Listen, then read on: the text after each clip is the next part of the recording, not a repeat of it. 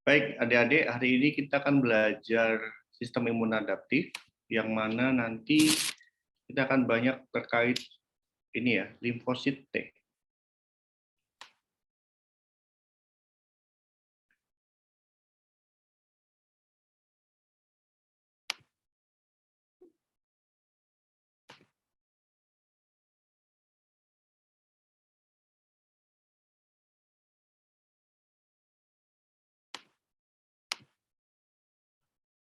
Oke, sistem imun adaptif ini sebelumnya kalian sudah familiar ya, ada dua jenis sistem imun, ada sistem imun bawaan, yang kedua ada sistem imun adaptif. Sistem imun bawaan itu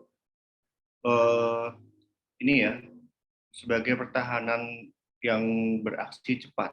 Jadi dia tidak perlu tidak perlu adaptasi dulu. Jadi ketika ada serangan benda asing, dia akan berespon dalam waktu cepat. Ada beberapa komponen, yaitu misalnya neutrofil, makrofag, sudah kalian pelajari kemarin.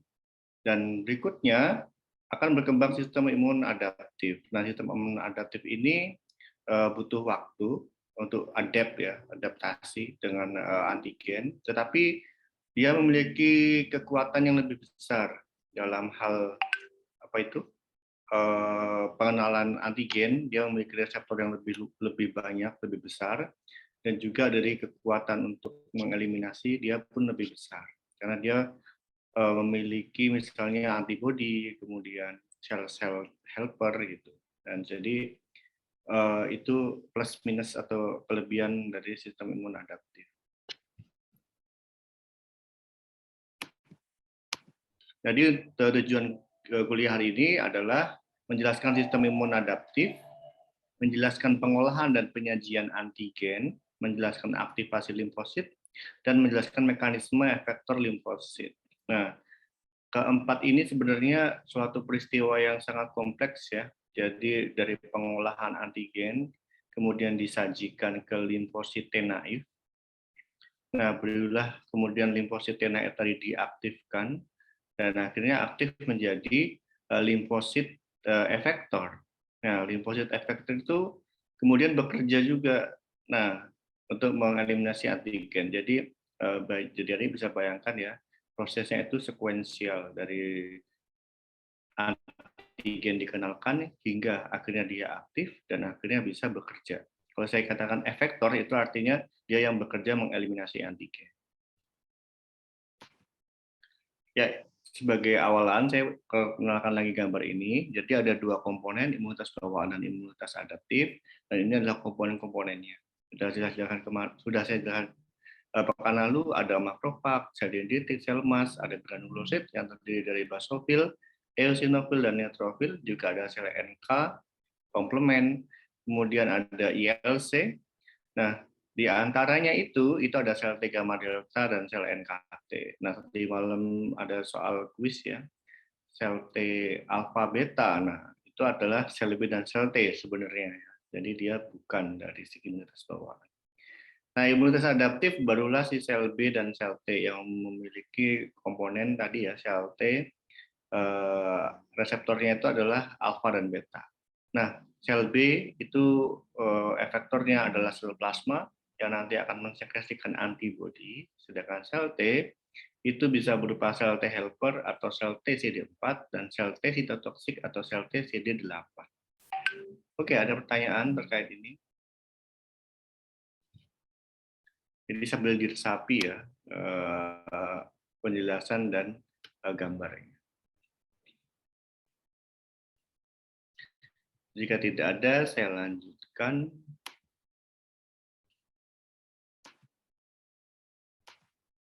Oke, kelas limfosit. Yang sudah saya jelaskan kemarin, yang seringnya itulah sel T dan sel B. Sel T yang terlibat ke imunitas di mediasi sel atau imunitas seluler, sel B adalah ke imunitas humoral karena dia bisa menjadi sel plasma yang akhirnya bisa mensekresikan antibodi. Nah, selain itu ada juga kelas limfosit yang lainnya, yaitu adalah sel T gamma delta. Jadi sel T gamma delta itu reseptornya itu tidak alfa beta tapi adalah gamma dan delta. Nah, Dia terlibat pada imunitas bawaan dan berfungsi sebagai helper atau membantu dan juga bersifat sitotoksik. Nah, untuk sel NK atau natural killer, dia memiliki kemampuan untuk membunuh sel yang terinfeksi atau sel yang rusak. Nah, sel NKT, jadi sel T limfosit natural killer, dia juga terlibat pada keduanya, sistem imun bawaan dan adaptif, dengan cara menekan atau mengaktifkan respon imun keduanya tersebut. Nah, berikutnya ada ILC atau innate lymphoid cell, yaitu berfungsi dalam sistem imun bawaan. ILC pun itu akan dibagi menjadi 3 kelas ya, ILC 1, ILC 2, dan ILC 3. Nah, nanti di buku itu ada di bab 8. Untuk kuliah tidak dijelaskan ya karena waktunya terbatas. Nah, ini sekarang saya bahas sifat-sifat respon imun adaptif. Nah, ini saya jelaskan ini dulu ya. Jadi ini adalah grafik antara waktu dan konsentrasi antibodi. Ketika ada paparan awal antigen, itu akan muncul namanya respon imun primer. Nah, jika suatu hari nanti ada paparan kedua, nah itu akan muncul respon imun sekunder. Dan kita lihat profilnya berbeda antara respon imun primer dan sekunder. Nah, untuk yang primer, dia untuk puncak ini ya, dia lebih rendah dibandingkan yang kedua. Artinya respon imun sekunder itu lebih besar. Dan dikatakan di sini responnya juga lebih cepat. Jadi misalnya untuk yang waktu untuk mencapai puncaknya dia waktunya lebih lama 7 hari. Nah, kalau di sini mungkin bisa jadi lebih singkat, misalnya 1 atau 2 hari. Nah, inilah yang menjadi dasar untuk pengembangan vaksin. Mungkin pekan lalu ada kelas yang saya tanyakan bagaimana mekanisme kerja vaksin. Nah, inilah yang diambil. Jadi dengan adanya vaksin itu sebenarnya adalah di sini ya. Dia membentuk respon imun primer, yang mana nanti ketika ada paparan dari antigen yang sama, di yang kedua ini, muncul respon imun sekunder. Nah, sehingga ketika responnya lebih besar dan lebih cepat, agen penyerang yang muncul di kedua tadi itu tidak sempat menjadi penyakit gitu. Jadi langsung ditekan. Nah, itulah yang diharapkan. Mekanisme kerja dari vaksin. Paham ya? Ada pertanyaan sebelum saya lanjutkan?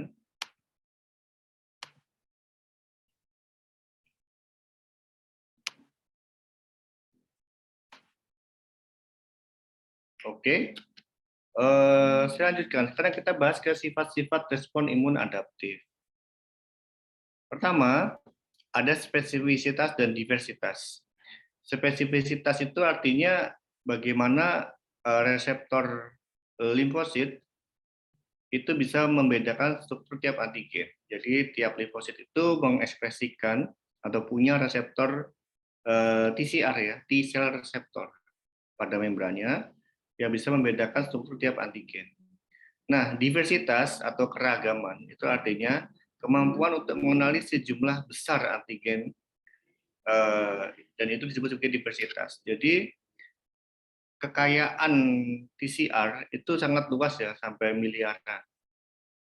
Jadi ada di dalam tubuh kita itu ada jenis, ada apa? Sejumlah limfosit yang jumlahnya jutaan atau miliaran, dan itu memiliki reseptor yang berbeda-beda. Nah, kan artinya diversity-nya tinggi ya, keberagamannya tinggi. Karena akibatnya nanti kalau misalnya dia keragamannya tinggi, dia bisa mengenali banyak antigen gitu. Jadi misalnya di dunia ini ada sejuta antigen, maka di tubuh kita pun ada sejuta reseptor yang spesifik mengenali antigen yang ada di dunia ini. Nah, seperti itu kira-kira. Artinya itu diversitasnya tinggi. Nah, ini adalah sifat respon imun adaptif yang pertama. Nah, yang kedua ada memori. Nah, ini ya respon imun sekunder. Jadi pada respon imun sekunder, responnya lebih besar dan lebih cepat. Dan yang ketiga, sifat-sifat respon imun adaptif itu adalah toleransi diri. Jadi, sistem imun kita itu punya kemampuan untuk membedakan antara self dan non self, antara protein yang ada di diri kita dan antigen yang luar, non self, seperti itu. Oke, dari sifat respon imun adaptif yang 3 ini ada pertanyaan, silakan.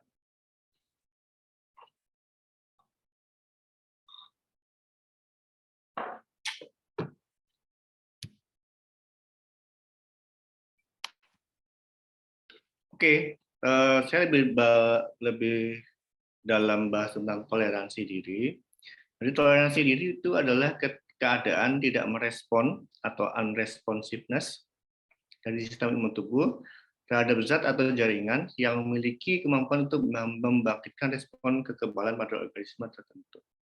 Jadi terhadap antigen diri, tubuh kita atau limfosit kita itu tidak berespon, dan itu bagus ya. Karena jika itu berespon, itu yang terjadi pada penyakit autoimun.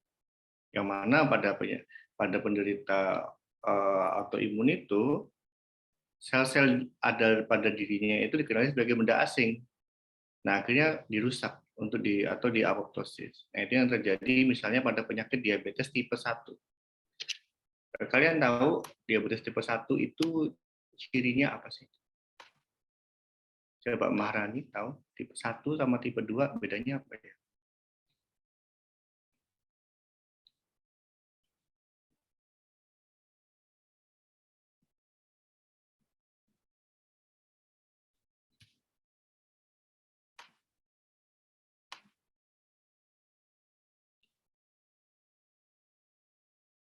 Kalau tipe 1 itu Hmm. pankreasnya nggak bisa produksi insulin ya, Pak? Oke, pankreasnya nggak bisa produksi insulin bagus, sehingga dia butuh injeksi insulin, ya kan gitu. Mengapa ya tidak bisa menghasilkan insulin? Karena pankreasnya diserang oleh teman bukan, Pak? Sel beta pankreasnya dirusak, ya, dimatikan tuh oleh komponen imun kita gitu. Ya pada orang tersebut ya. Nah itu yang terjadi sehingga dia tidak bisa menghasilkan insulin, pabriknya dirusak gitu. Ya berarti ada pabrik insulin itu dibakar itu ya pabriknya. Kan tadinya tidak bisa menghasilkan insulin. Nah, siapa yang membakar atau merusak tadi? Ternyata adalah sistem imun dirinya sendiri. Nah, seperti itu. Nah, itu ya jadi Aditi tahu cerita mengapa kok orang diabetes tipe 1 itu tidak bisa menghasilkan insulin. Karena sistem imunnya ternyata justru menghancurkan atau mematikan sel-sel beta pankreas. Oke, saya lanjutkan. Nah, toleransi ini ada dua jenis ya, ada toleransi sentral dan toleransi periferal. Toleransi sentral itu terjadi pada organ limfoid primer. Kemarin sudah saya jelaskan apa itu organ limfoid primer. Ada thymus dan ada bone marrow. Jadi di sana terjadi toleransi sentral ya. Apa sih yang terjadi di toleransi sentral ini? Jadi kita lihat ini ada limfosit prekursor, kemudian ada immature limfosit. Nah, limfosit yang belum matang. Nah, limfosit yang belum matang ini itu dia memiliki kemampuan mengenali self antigen yang berbeda-beda. Lihat, recognition of self antigen.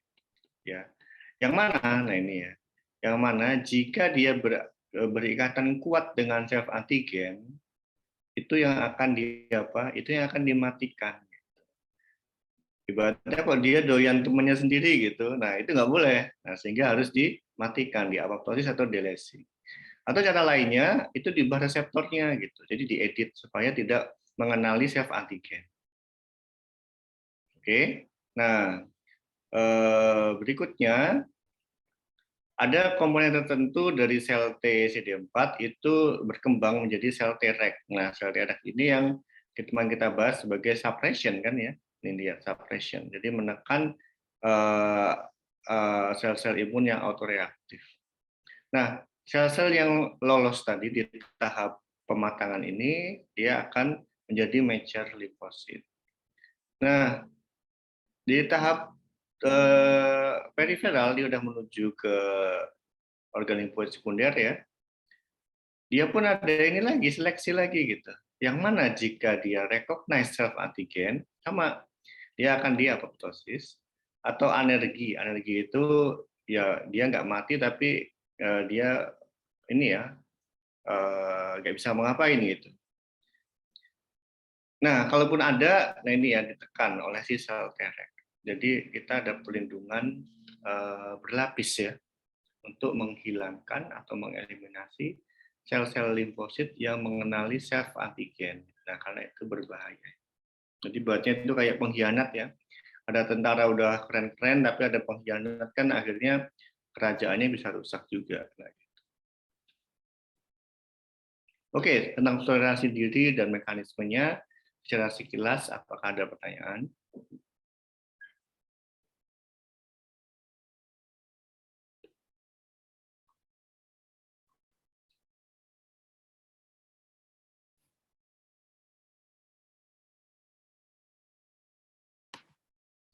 Oke, saya lanjutkan. Ini adalah gambar fase respon imun adaptif. Jadi adik-adik udah harus familiar ya, ada istilah limfosit T, limfosit B naif, dan kemudian ada limfosit B atau T efektor. Nah itu. Jadi intinya naif itu belum diaktifkan dan efektor itu sudah sesuai ya, sudah mengenali antigen dan akhirnya dia yang bekerja untuk melawan mikroba. Kalian sudah tahu kalau limfosit T naif efektornya itu adalah sel T helper atau sitotoksik. Kalau limfosit B naif, sel efektornya adalah sel plasma. Ini adalah gambarannya. Jadi sel-sel limfosit naif ini dia akan bertemu dengan antigen. Yang mana untuk limfosit T naif, dia tidak bisa mengenali antigen jika antigennya itu tidak lewat APC dan MHC2. Itu ya, itu aturannya. Jadi dia hanya bisa mengenali antigen jika dia dipresentasikan oleh APC dan lewat MHC. Nah, berbeda dengan limfosit B naif yang bisa mengenali antigen secara langsung. Nah, setelah dia mengenali dan cocok reseptornya dengan antigen, maka dia akan berproliferasi ya, melalui proses disebut sebagai ekspansi klonal. Jadi sebenarnya sel-sel yang satu tadi menjadi ribuan, nah itu klonnya sama, artinya punya reseptor TCR yang sama. Nah, kemudian dia berdiferensiasi. Kalau si sel B menjadi sel plasma, yang nanti akhirnya akan menjadi antibodi, mensekresikan antibodi. Nah, untuk yang sel T akan berdiferensiasi menjadi sel T efektor, yaitu adalah T helper dan cytotoxic. Nah, berikutnya tadi dia akan mengeliminasi antigen ya, yang mana kalau antibodi atau si sel B tadi ya, itu lewat imunitas humoral, kita lihat antibodinya menetralkan antigen. Nah, untuk yang sel T efektor, dia bekerja lewat CMI atau cell mediated immunity atau imunitas seluler. Nah, ketika sudah tereliminasi, maka keduanya pun akan dibunuh ya atau apoptosis. Jadi tidak boleh lama-lama juga dia berada di sana.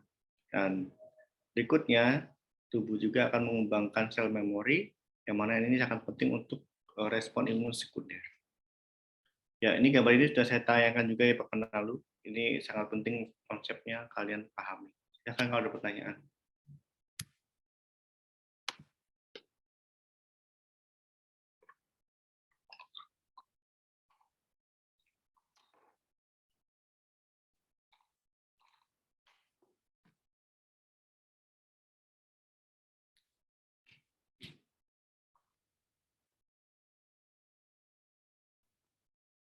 Silahkan kalau ada pertanyaan.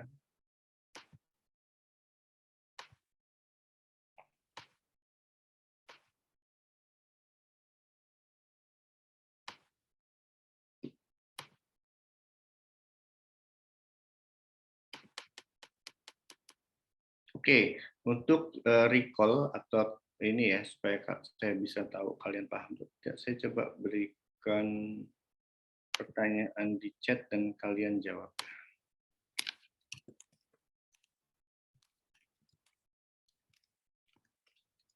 Silakan dijawab, cuma mengetik ya.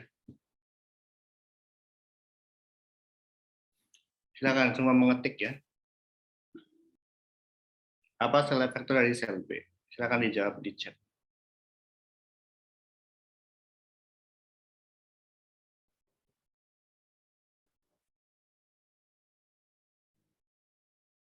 Oke, semua diketik ya. Ya, oke. Oke, cukup bagus.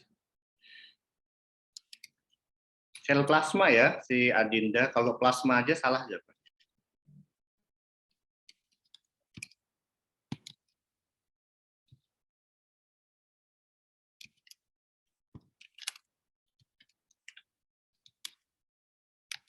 Oke, lanjut. Pertanyaan berikutnya, pada imunitas jenis apa sel B terlibat?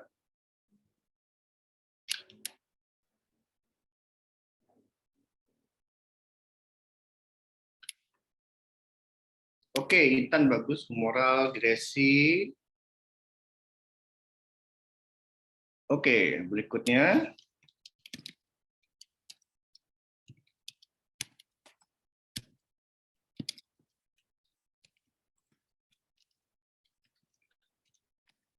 Ya, pertanyaan berikutnya silakan.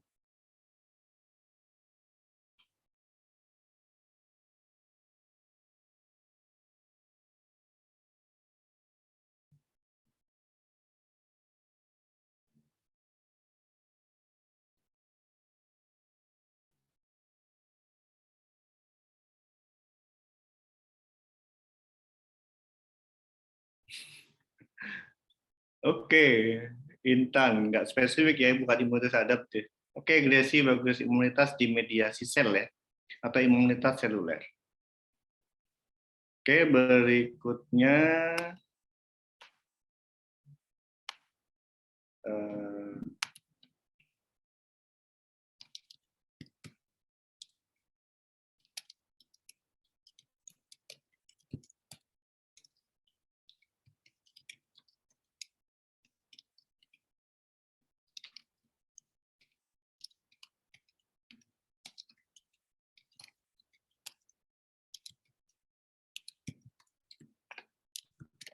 silakan dijawab.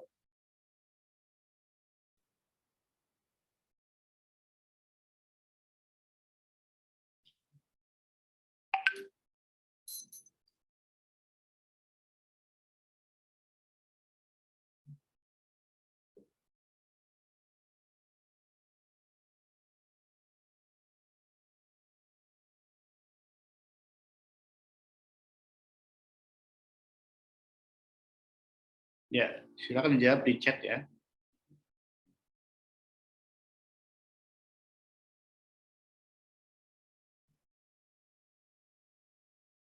Oke, ya, toleransi diri. Lanjut, apa lagi yang jawab?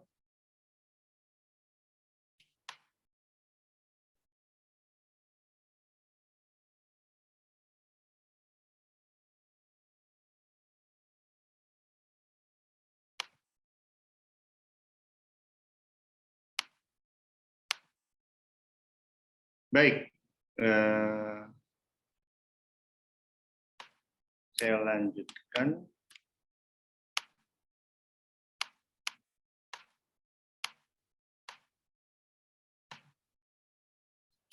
Oke, sekarang kita bahas di sini ya.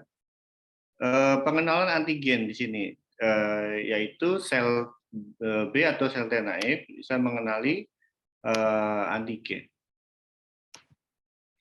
Jadi di tahap ini ada sel yang terlibat yaitu adalah APC atau antigen presenting cell, yang mana sudah kalian tahu ada sel dendritik, ada makrofag, dan ada sel B. Nah, di dalam APC ada komponen protein yang sangat penting yaitu disebut sebagai MHC.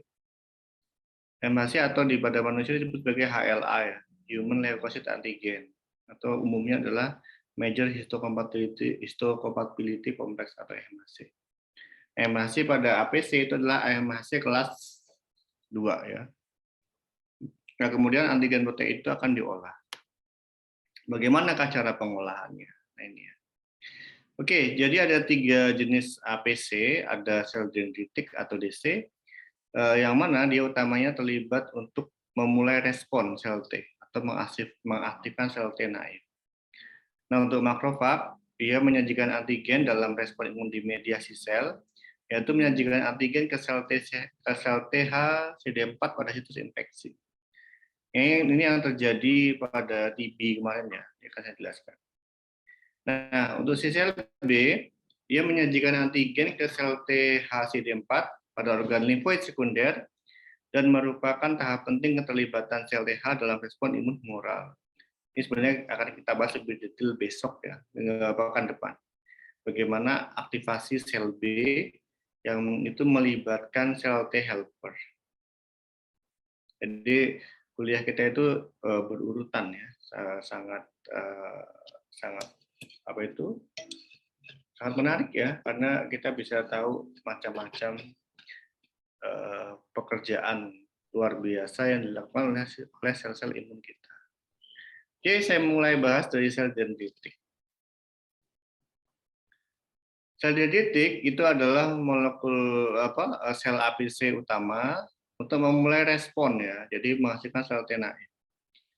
Di sini adik-adik lihat sel dendritik akan mengenali antigen melalui reseptornya. Reseptornya kemarin itu bisa berupa TLR ya, toll-like reseptor. Nah, dia akan mengolah dan kemudian menyajikan sel T naif. Nah, sel T naif ini adalah sel-sel yang akan diaktifkan. Dan akhirnya sel T naif nanti akan berdiferensiasi menjadi sel T efektor. Nah, ini gambarannya. Bagaimana sel DC dan sel T naif itu berinteraksi. Nah, jadi ingat ada antigen protein, yaitu disebut nanti yang ini ya disebut sebagai antigen. Dia diikatkan pada molekul namanya MHC kelas 2. Nah, jika demikian, nanti si sel T naif bisa mengenali antigen tersebut. Nah, si sel T naif menggunakan reseptor sel T atau TCR untuk mengenali si antigen tersebut. Nah, selain dari ikatan TCR dan antigen dan MHC, juga ada molekul namanya molekul kostimulator. Nah, kostimulator itu ini adalah pada APC ya, yaitu adalah misalnya B7. Nah, si sel T juga punya namanya pasangannya yaitu CD28 atau ligannya. Nah, jadi yang dibutuhkan untuk bisa mengaktifkan sel T naif ini adalah ikatan antara TCR, MHC2 dan antigen, juga ada kostimulator yaitu adalah B7 dan CD28. Nah, jika mereka semua sudah berdekatan, nanti sel T naif barulah bisa berdiferensiasi menjadi sel T efektor.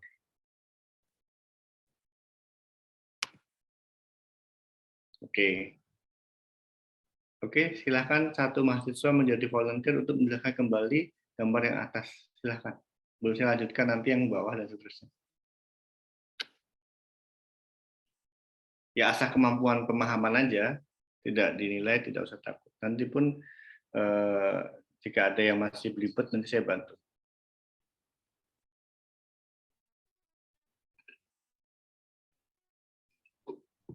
Ayo silakan, nggak usah takut. Uji nyali aja.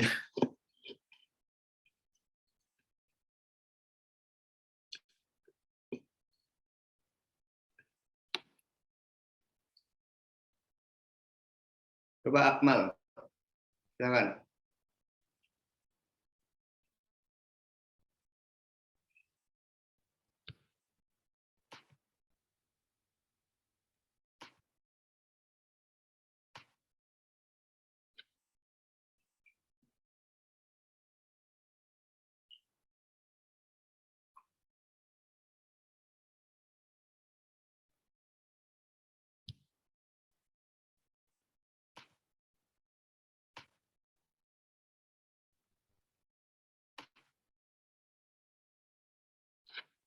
Atau Desi silakan.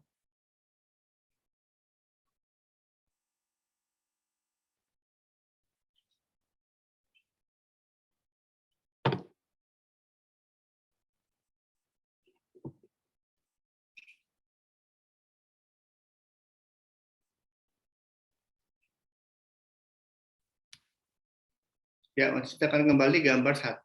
Kalaupun misalnya itu kesusahan, saya bantu.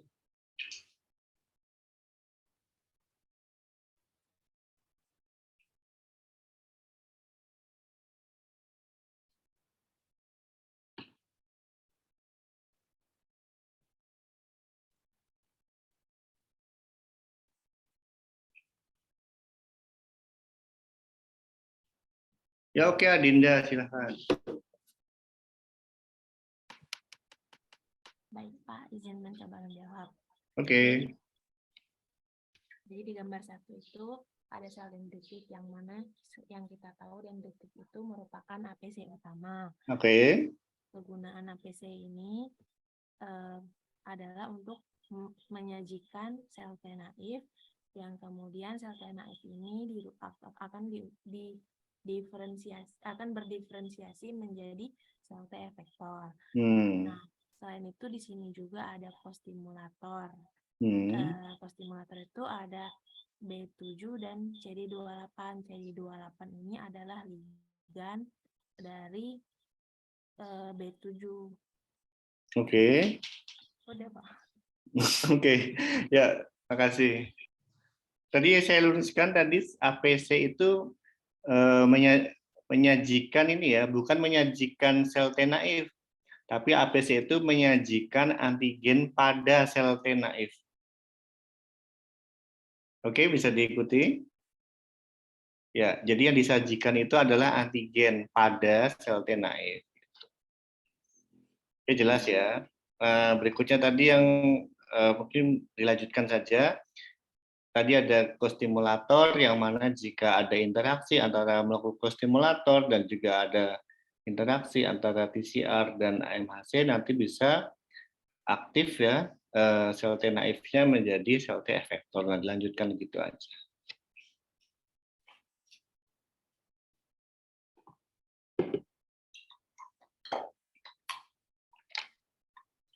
Nah, berikutnya ada makrofag. Nah, makrofag ini mungkin sudah saya jelaskan kan lalu ya, bahwa ada misalnya kemarin yang TB kemarin ya, tuberkulosis, Mycobacterium tuberculosis, dia adalah yang menginfeksi makrofag. Jadi makrofag niat awalnya mau memakan TB, malah dia yang diserang gitu.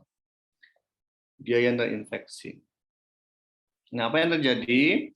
Nah, si sel T yang terjadi adalah, lihat ya, itu ada interaksi antara makrofag yang hijau dan sel T efektor. Nah, lihat ya, beda ya, yang atas sama yang bawah. Kalau dendritik itu sel T-nya sel T naif, tapi kalau yang makrofag sel T-nya sel T efektor. Sel T efektor kalian kan tahu ada sel T helper, ya. Nah, akhirnya si sel T helper tadi, yaitu help ya, membantu makrofag untuk mengatasi masalahnya. Nah, kan makrofag masalahnya dia nggak bisa membunuh mikroba yang ada di dalam ya. Oke ya. Nah, si T helper bantu sehingga nanti setelah dia berikatan sama si makrofag, nanti mikrobanya bisa terbunuh. Sekarang kalian tahu ya, apa bedanya antara sel dendritik dan makrofag sebagai APC. Oke, yang berikutnya adalah limfosit B. Nah, limfosit B ini juga tidak ke naif, tapi juga ke sel T efektor, ke sel TH. Nah, bagaimana caranya? Sel B itu akan mengenali antigen. Nah, berikutnya sama antigen dipresentasikan lewat MHC kelas 2. Nah, lihat, sel T helper akan membantu sel B. Nah, lihat ya, apa yang terjadi? Setelah dia dibantu oleh si sel T helper, akibatnya sel B tadi akan berdiferensiasi menjadi sel plasma, yang mana nanti sel plasma akan mensekresikan antibodi. Oke, jadi dari ketiganya itu ada kemiripan ya, yaitu adalah dia menyajikan antigen kepada sel T, baik sel T naif atau sel T efektor. Tetapi output atau outcome-nya itu berbeda. Kalau untuk si sel dendritik, akhirnya itu adalah dibentuknya sel T efektor. Nah, untuk makrofag dan limfosit B, perannya itu lebih banyak menguntungkan dirinya sendiri. Ya enggak? Apa misalnya? Nah, tadi makrofag tadinya setelah dia menjadi APC dan menyajikan antigen, dia akhirnya bisa membunuh mikroba yang ada di dalam dirinya. Nah, untuk limfosit B, kan dia dapat untung juga. Sel B akhirnya setelah dibantu oleh sel T helper bisa menjadi sel plasma dan bisa mensekresikan antibodi. Esensinya dapat Enggak. Gimana? Ada pertanyaan, silakan.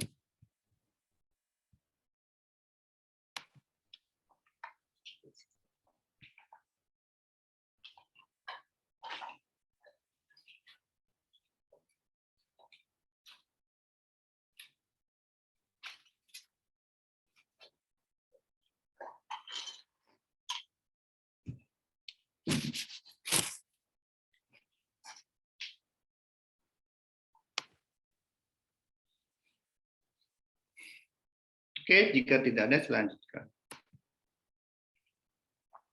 Ini adalah proses penyajian antigen. Ini lebih detail lagi ya dari penjelasan tadi. Tadi saya jelaskan tentang mekanisme umum bagaimana yang terjadi interaksi antara APC dan limfosit. Nah, berikutnya adalah penyajian antigen oleh sel dendritik. Nah, kalian tahu ya, kemarin sudah saya jelaskan bahwa permukaan tubuh kita itu di cover atau ditutupi dengan kulit. Tapi juga ada lapisan mukosa ya, yang ada di gastrointestinal dan saluran pernapasan. Nah, di bawah kulit ini itu ada bersarang namanya sel dendritik. Jadi dia ada imager DC ya, yang kerjaannya nongkrong untuk menangkap antigen. Dia ditangkap. Nah, setelah itu lihat dia bermigrasi ke nodus limfa. Masih ada yang ingat nggak nodus limfa kemarin ada di mana aja? Silakan ingat salah satunya. Di mana dia berada nodus limfa itu? Kan ada 3 ya. Ada bagian atas, tengah, bawah. Apa aja? Di mana aja?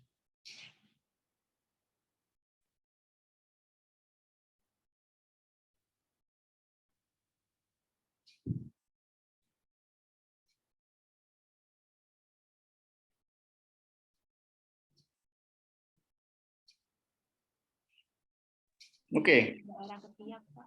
Oke ya, Maharani bagus. Jadi ada 3 ya, ada di ketiak, ada di leher, sama di paha, di sang itu ya, di paha itu, lipatan paha itu ada nodus limfa.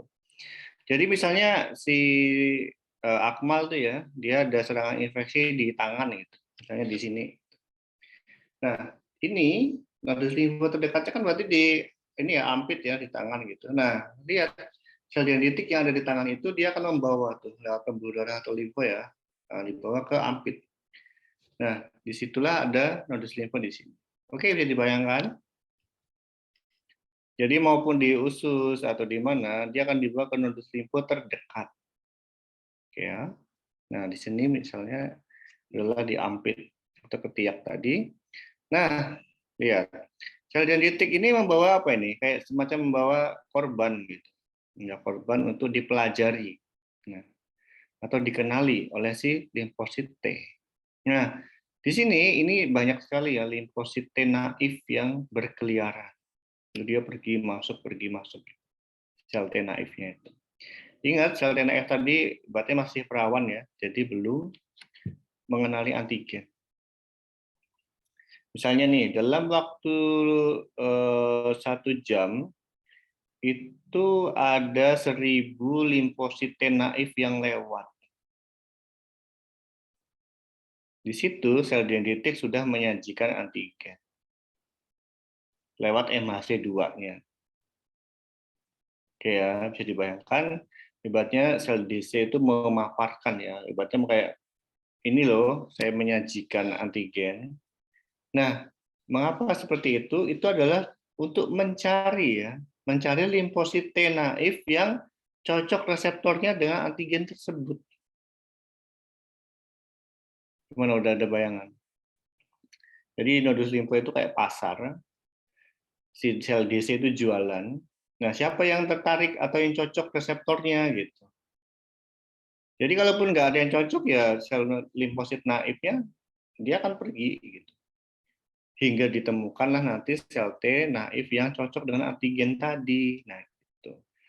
Nah, setelah dia cocok, barulah terjadi proses tadi ya. Lihat nih, si sel dendritik dia menyajikan antigen, nah sel T naif yang dia cocok dengan antigen ini, akhirnya dia bisa aktif dan menjadi proliferasi. Itu ceritanya. Ini gambarnya ya. Misalnya tadi si Akmal yang kena paku, terus ada bakteri di sini, nah itu dibawa bakterinya ke ketiak tadi ya. Nah di sini terjadi proses ini, pengenalan antigen yang sudah disajikan oleh APC melalui MHC2 oleh si sel T. Nah berikutnya lah si sel T akan berdiferensiasi menjadi sel T efektor. Nah itu ceritanya. Oke, ini bagian sangat kritis ya. Ini perlu imajinasi. Silakan ada pertanyaan.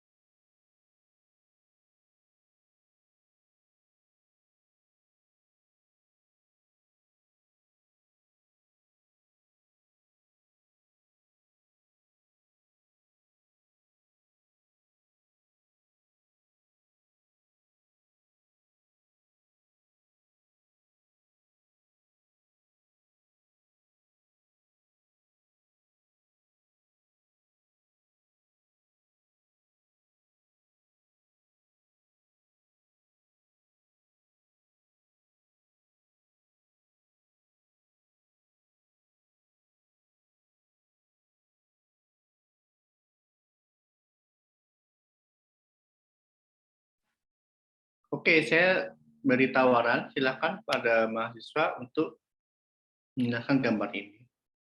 Bagaimana penyajian antigen oleh sel dendritik? Silakan.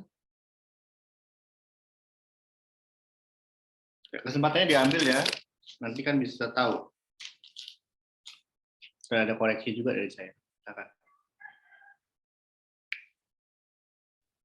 Silakan dicoba.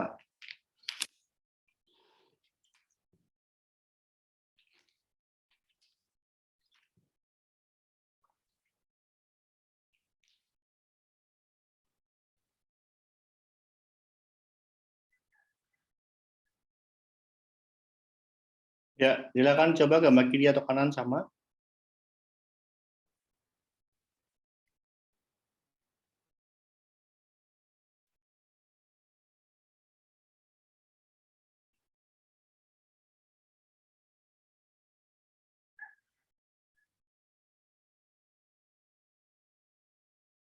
Yang dipahami saja.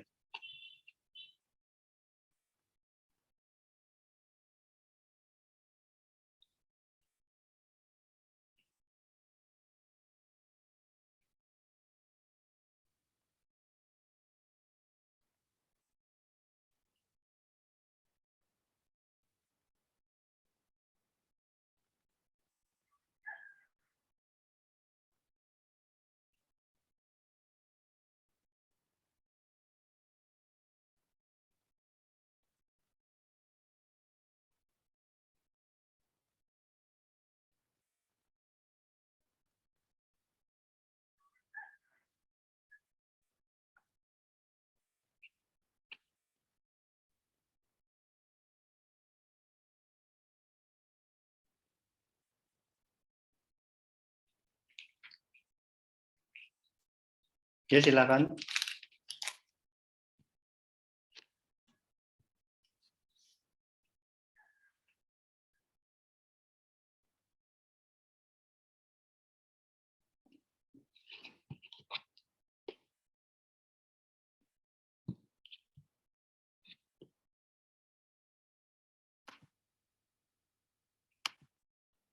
Oke, Intan, bagus, silakan.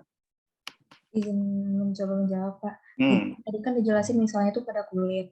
Nah, kulitnya terserang oleh antigen. Di situ kan ada sel dendritik. Nantinya sel itu akan membawa antigen tersebut ke nodus limfa terdekat, yaitu di ketiak, agar dapat dikenali antigennya. Terus di nodus limfa tersebut, itu tujuannya untuk mencari sel T naif yang sesuai sebagai reseptor dari antigen tersebut. Sehingga nanti sel T naifnya teraktivasi dan terjadi proses proliferasi, Pak. Oke, ya, bagus ya. Jadi ceritanya seperti itu, yang seperti saya jelaskan tadi, proliferasi, kemudian terjadi ekspansi klonal, itu terjadi nodus limfa. Ya, dengan syarat tadi adalah sel dendritik dia menyajikan antigen lewat MHC2 yang udah ada di nodus limfa. Yang semula dia bawa dari permukaan ya, kita lihat tuh. Tadinya dia di epitelial sini, dia nongkrong di sana, dan akhirnya dia bisa membawanya itu ke nodus limfa. Oke, bagus. Lanjutkan. Nah, ini ada komponen penting dari APC ya. Jadi ingat, jangan sampai salah. MHC itu dimiliki oleh si APC, bukan limfosit ya. Jadi kalau nanti di kuis kedua ada yang masih keliru, nah ini saya tekankan sejak awal. Nah, jadi MHC itu diekspresikan oleh APC. Nah, ada dua jenis MHC, ada kelas 1 dan kelas 2. Oke, sekarang adik-adik saya lihat kemampuannya untuk menebak mana yang MHC kelas 1 dan mana MHC kelas 2. Itu ada kiri dan kanan. Dengan melihat gambar ini, coba tebak dulu mana MHC 1 dan MHC 2. Jangan. Nggak usah pakai teori, nggak usah pakai kebanyakan alasan. Tebak aja dari gambarnya, silakan.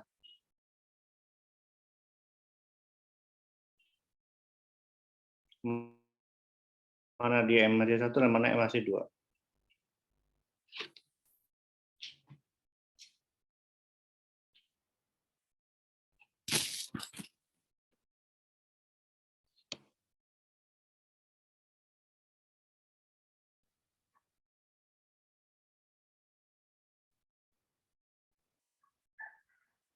Sangat mudah ya. Nggak selalu bikin kompleks.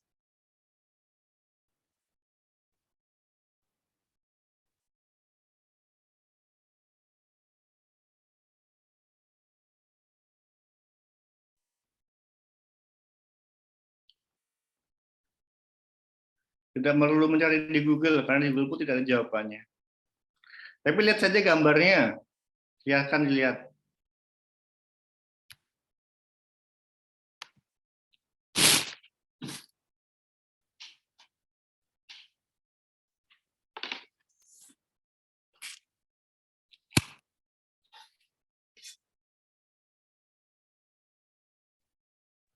Yang sebelah kanan kelas 1, yang sebelah kiri kelas 2 ya, Pak? Alasannya dari mana nebaknya?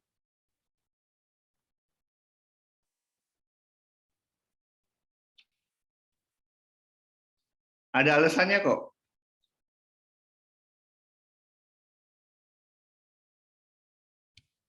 Coba situ kelihatan ya si Elvira, yang ini 2 apa 1? Yang itu kelas 2, Pak. Kelas 2, ini kelas 1. Jawabannya benar. Nah, apa dasarnya? Nebak ini yang 2, yang ini 2.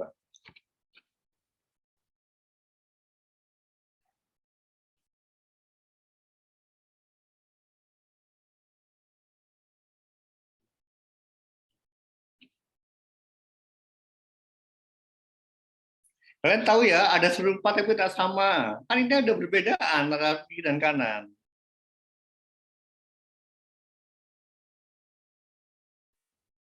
Dan itu adalah jawabannya gitu. 2 dan 1.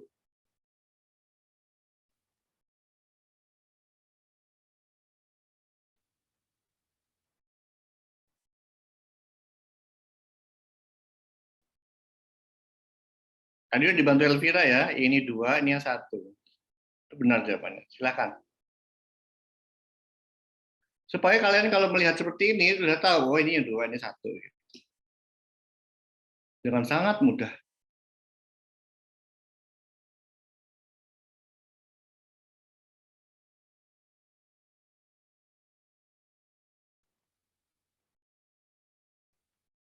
Elvira bisa nambahin mengapa yang kiri itu 2, mengapa yang ini 2 dan ini 1.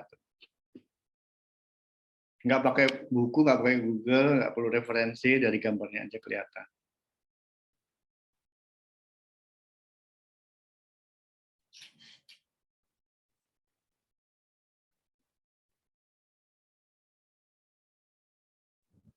Izin mencoba menjawab, Pak. Ya, silahkan. Maaf kalau kurang tepat, Pak. Nggak apa-apa. Kalau sepaham saya, yang 1 itu karena alpha chain-nya 1, terus kalau yang 2 itu karena dia punya alpha chain sama beta chain, Pak. Oke, ya mulai mendekati ya, si Zahrotun. Sebenarnya Zahrotun bahasanya paling mudah, gini aja Zahrotun. Lihat, ini ada bahasanya ini tanah ya. Dan ini adalah kaki gitu. Nah, yang 1 kakinya 1, yang 2 kakinya berapa Zahrotun? 2, Pak. 2, ya itu jawabannya. Udah paham sekarang semuanya ya. Jadi dari gambar, ada nggak perlu teori segala macam. Lihat aja kakinya gitu, yang menancap ke membran itu berapa. Kalau 2, MAC kelas 2. Kalau 1, MAC kelas 1. Ya, jadi gini adik-adik, belajar itu pakai strategi juga gitu. Jadi kan saya sering ajarkan ya, pakai jembatan keledai, pakai apa itu, pakai analogi, pakai apa. Nah, dari gambar itu bisa kita ini ya, siasati gitu. Kalau saya berikan gambar misalnya ada presentasi antigen, pertanyaannya manakah yang dia bakteri atau virus gitu kan. Nah, itu kan terlibat ke MHC-nya. Nah, jadi bisa tahu tuh jawabannya. Ya dari gambarnya saja. Kalau kakinya 2 berarti MHC kelas 2. Oh, berarti yang di antigen sini adalah antigen eksogen. Kan gitu jawabannya. Contohnya bakteri. Kan udah saya beri contoh kemana. Nah, kalau MHC kelas 1, oh berarti bakterinya endogen antigennya endogen. Oh, berarti dia dari virus gitu atau dari kanker kan gitu. Ada pengaruhnya ya. Jadi kalau MHC kelas 2 biasanya itu adalah antigen eksogen. Misalnya adalah bakteri. Kalau MHC kelas 1 itu adalah antigennya itu adalah endogen dari virus atau dari bakteri. Ini dari kanker ya. Itu ada dampaknya. Nah, perbedaan berikutnya kalau MHC2 yaitu eksklusif. Utamanya diekspresikan oleh APC. Tapi kalau MHC kelas 1 dia diekspresikan pada semua sel berinti. Ya, jadi ada perbedaan. Nah, sekarang kita lihat pengolahan antigen yang kelas 2 dulu ya, karena kita limfosit T naifnya itu yang T helper. Kita lihat, jadi antigen, nih lihat antigen eksogen ya di luar, dan ditelan tuh, kemudian di endositik, dimakan ya. Nah, setelah itu akan masuk ke lisosom. Lisosom dan endosom akhirnya dia akan bersatu, berfusi. Nah, di satu sisi ada sintesis namanya adalah MHC kelas 2. Nah, terjadi di ribosom pada retikulum endoplasma. Nah, MHC kelas 2 ini ketika dia belum berikatan sama antigen, dia dicicipi dulu tuh dengan namanya II ini ya, IT varian. Jadi warna pink ini dia kayak ibaratnya ini masih disegel gitu ya. Jadi belum dibuka silnya. Nah, hasil disegel juga. Nah, barulah kemudian bisa berfungsi ya di vesikel itu antara lisosom dan vesikel. Nah, lihat. MHC-nya udah lepas, II-nya. Nah, kemudian antigen yang tadi udah dipotong-potong oleh lisosom nyisip deh ke MHC kelas 2. Nah, akhirnya MHC kelas 2-nya nancep di membran dari si APC. Ini adalah yang coklat ini APC ya. Nah, berikutnya datang si sel CD4. Nah, dia berikatan, PCR-nya bisa mengenali, dan akhirnya dengan bantuan CD4 ya, dan ada juga co-stimulator tadi, B7 dan CD28, akhirnya nanti bisa teraktivasi sel T naifnya ini. Nah, ini yang terjadi di dalam APC ternyata kompleks juga. Saya lanjutkan. Nah, untuk kelas 1, tadi saya katakan, jadi lihat, ini adalah nukleus ya. Nukleus itu inti sel. Nah, untuk yang virus, ingat ya, tadi saya katakan, MHC kelas 1 itu menyajikan antigen endogen. Jadi artinya di dalam sel udah ada proteinnya ya, ini yang terjadi pada virus. Nah, antigen tadi itu akan dipotong-potong oleh mesin penggiling namanya proteasom. Nah, kemudian sama MHC kelas 1 di ER akan diproduksi ini ya. ER. Nah, kemudian antigen tadi akan dicocokkan, dipasangkan dengan si MHC. Lihat ya, di sini kelihatan juga ya, dia satu doang kakinya. Akhirnya nancep deh satu kaki di CD. Sorry, di APC. Nah, yang datang adalah sini sel T CD8, sel T sitotoksik ya. Nanti akhirnya dia teraktivasi. Nah, jadi beda MHC kelas 1 atau 2, itu yang diaktifkan siapa itu berbeda. Dan antigennya dari manapun itu berbeda. Oke, sekarang kita bahas di tahap ini yang diaktifasi limfosit. Jadi apa yang terjadi setelah mereka beraktif dan kemudian berdiferensiasi menjadi sel T efektor. Ini yang terjadi. Di nodus limfe ini adalah sel dendrit akan menyajikan antigen pada limfosit T naif dan akhirnya limfosit T naif tadi akan berproliferasi menjadi sel T efektor. Nah, sel T efektor tadi misalnya adalah sel TH ya. Nah, sel TH bisa membantu sel B atau dia akan keluar ke situs infeksi untuk membantu mikrofag tadi yang lagi kesusahan dibelit utang tadi ya. Nah, dibantu kasih duit ya. Sehingga nanti dia bisa menghancurkan si antigen yang ada di dalam dirinya. Nah, itu yang terjadi di sini. Efektornya gitu ya. Kan saya katakan tadi sel T ini suka bantu-bantu orang ya. Bantu sel B, bantu makrofag gitu. Nah, kostimulator, saya bilang tadi ada B7 dan CD28 intinya untuk menjadi aktif sel T naif tadi dan sel APC tadi itu harus ada kostimulator juga. Nah, pada APC yang masih istirahat dia nggak ada B7, tapi kalau dia udah teraktifkan dia punya APC, punya B7. Nah, di sisi lain, si sel T punya CD28, nah ikatan antara MHC, antigen PCR, ada kostimulator, nah akhirnya si sel T-nya bisa aktif. Nah, ciri dari sel T yang udah aktif itu adalah mensekresikan IL-2. Ini sangat penting. Ya, jadi kalian harus tahu IL-2 itu adalah sitokin yang dihasilkan oleh sel T yang aktif tadi. Nah, lihat, IL-2 tanda panahnya ke dirinya sendiri, ya benar. Ternyata dia menghasilkan untuk dirinya sendiri. Jadi dia punya reseptor IL-2 di sini, yang mana IL-2 itu tak lain adalah sitokin untuk proliferasi. Jadi dia bisa menghasilkan pupuknya untuk menyuburkan dia. Nah, mengapa akhirnya dia proliferasi, survival, dan tinggi gitu ya. Jadi dia bisa hidup. Jelas? Nah, si sel T tadi yang sudah sel T naif tadi, itu akan berkembang ya menjadi sel TH1, sel TH2, sel TH17, dan si sel Treg. Nah, untuk menjadi sel TH1, TH2, dan TH17, lihat, dia tergantung dari stimulusnya. Kita lihat, untuk menjadi sel TH1, stimulus yang bermain, itu adalah si IL-12 dan interferon gamma. Lihat ya, ada tanda yang menghadang. Ini artinya justru menghambat. Kalau tanda yang lurus, ini artinya dia memicu. Nah, kalau ada IL-12 atau interferon gamma di sana, dia akan menjadi TH1. Yang mana, lihat, sel TH1 pun akan menghasilkan interferon gamma. Jadi sama ya, kayak gitu. Interferon gamma. Dan menstimulasi yang dihasilkan sama. Kita lihat sel TH2. Sel TH2 dia akan dipicu oleh IL-4, yang mana nanti pun TH2 akan mensekresikan IL-4. Nah, untuk sel TH17 dia diinduksi oleh ITGF beta dan ada IL6 dan IL21 dan sel TH17 ini menghasilkan IL17 utamanya. Nah, untuk jadi sel Treg ini butuh TGF beta tapi dia dihambat oleh sitokin inflamasi. Nah, jadilah Treg yang menghasilkan TGF beta dan IL10.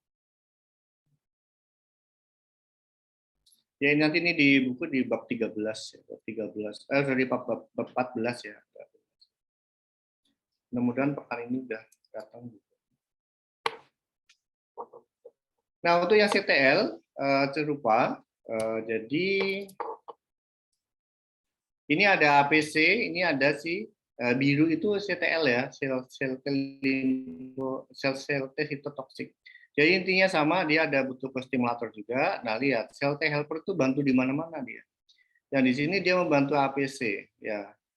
Yang mana dia akan berikatan juga dan lihat dia juga mengirimkan sitokin ke sel T. Jadi buatnya ada dua orang ini mau damai, nah dia ikut mendamaikan gitu, membantu. Namanya juga sel T helper ya. Jadi dia suka bantu-bantu. Nah, akhirnya si CTL bisa berdiferensiasi. Ya ini ya, ada kostimulator yang bisa yang dibutuhkan untuk merikatan antara sel dendritik dan si sel TCD8. Ya, sekarang kita ringkasan. Ini yang seperti dijelaskan oleh si siapa tadi ya, si Intan tadi ya. Jadi di sini ada sel T naif, ada sel B naif yang dia jalan-jalan tanpa tujuan. Sorry ya. Jadi dia muter-muter terus gitu mencari pasangannya. Dan ketika ada APC yang cocok menyajikan antigen, dia kalau dia suka dia akan nempel. Oh di sini ya, di satu sisi dia jalan-jalan, di satu sisi si antigen yang ada di membran tadi akan diangkut oleh si APC. APC akan membawa dia ke nodus limfe. Di situ terjadi pertemuan antara sel T naif, B naif dan APC. Nah, terjadi proses namanya proliferasi ya. Jadi ada perkembangan yang mana nanti dia akan dikirim akan menjadi sel T efektor dan antibodi. Nah, antibodi akan dikirim ke tempat infeksi. Dan juga sel T juga artinya akan membantu banyak orang tadi, membantu sel B, membantu sel CD8 dan juga membantu makrofag. Oke, sekarang kita bahas ke eliminasinya. Sebenarnya sudah tadi ya. Ya, humoral limfosit B akan mensekresikan antibodi yang nanti dia akan menetralkan antigen. Untuk makrofag yang tadi ada masalah, dia akan dibantu oleh si sel T helper sehingga nanti sel T helper bisa membantu sel makrofag untuk membunuh mikroba yang ada di dalam dirinya. Nah, untuk si sel CTL dia akan dibantu juga oleh si sel T helper dan juga dia mensekresikan senjatanya sendiri sehingga nanti sel T yang terinfeksi virus tadi, mikroba yang ada di sel target dia akan diapoptosis. Ini pekerjaan dari B, T, dan CTL. Jadi bisa diringkas sebenarnya kalau makrofag tadi lebih kepada imunitas di mediasi sel. Nah untuk yang si sel B dia terlibat pada antibodi. Nah adik-adik tahu ya ada istilah TH1 dan TH2. Nah, yang saya katakan tadi itu yang makrofag tadi itu adalah yang TH1. Nah, kalau di satu sisi yang lain, TH2, ternyata dia lebih pada penyakit ya, yaitu alergi. Tapi ada yang menguntungkan yaitu ada respon anti cacing. Jadi kalau saya tanya sel T helper apa yang terlibat pada alergi, jawabannya sih sel TH2. Sel T helper apa yang terlibat pada respon anti cacing, jawabannya adalah si sel TH2. Sel T helper apa yang terlibat pada pembunuhan mikroba intraseluler pada makrofag, jawabannya adalah si sel TH1. Paham ya? Kalau saya tanya juga, apa stimulator sehingga sel T naif tadi menjadi TH2? Jawabannya adalah IL4. Nih, apa stimulator untuk sel T naif tadi menjadi TH1? Jawabannya adalah IL12. Ini jawabannya ya, stimulator.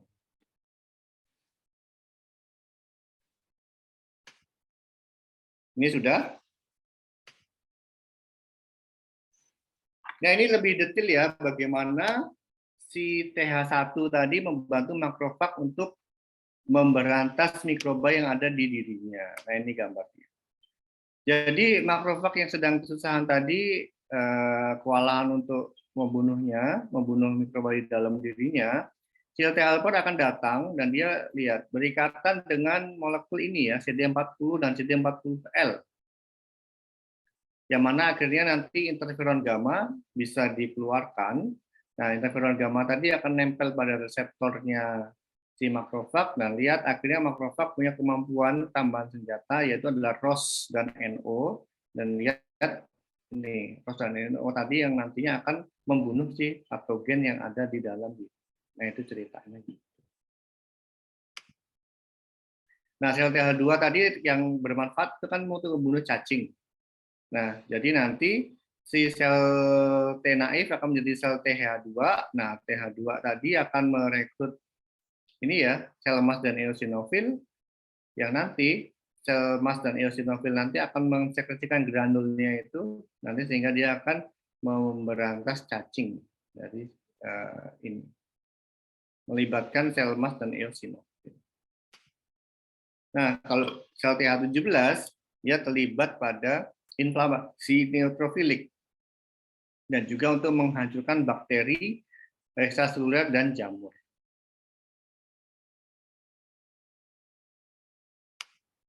Nah, kalau CTL dia membunuh ini ya sel target. Sel targetnya itu adalah sel yang terinfeksi virus.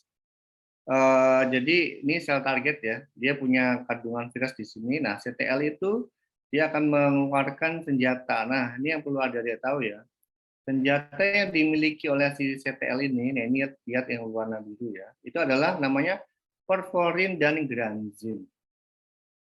Ya, porforin dia akan menyisip ya, dia akan menyisip ke sel target, nah kemudian granzim masuk. Nah, jadi ibaratnya porforin itu kayak bom atomnya. Nah, porforin itu kayak pembuka gerbangnya. Nah, granzimnya itu yang nanti kayak bomnya yang masuk. Ini kayak racunnya gitu ya. Nah, sehingga nanti sel dari targetnya akan mati.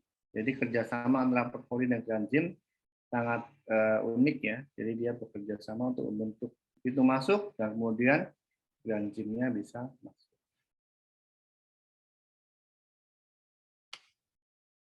Nah, untuk imunoglobulin immunity tadi intinya adalah dihasilkan oleh si sel B. Nah, si sel B ini mungkin besok saja ya, karena kita akan bahas ini lebih detail. Ya, ini besok akan saya jelaskan tentang yang si sel B. Oke, untuk yang si sel T di sini ada pertanyaan. Fokus kita hari ini pada tadi ya, pengenalan antigen tadi, yang mana nanti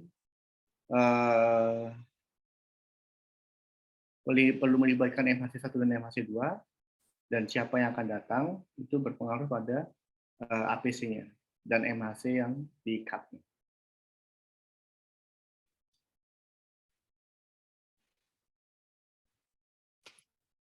Ya, silakan.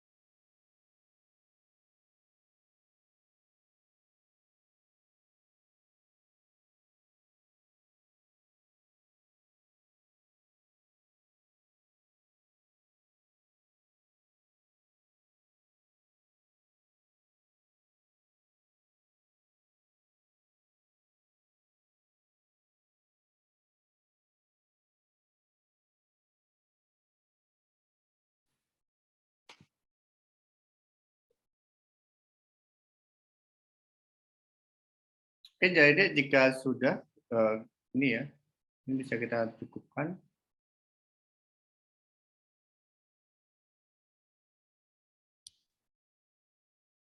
Oke, bisa. Ada pertanyaan? Belum saya tutup. Ya, bisa di stop record-nya.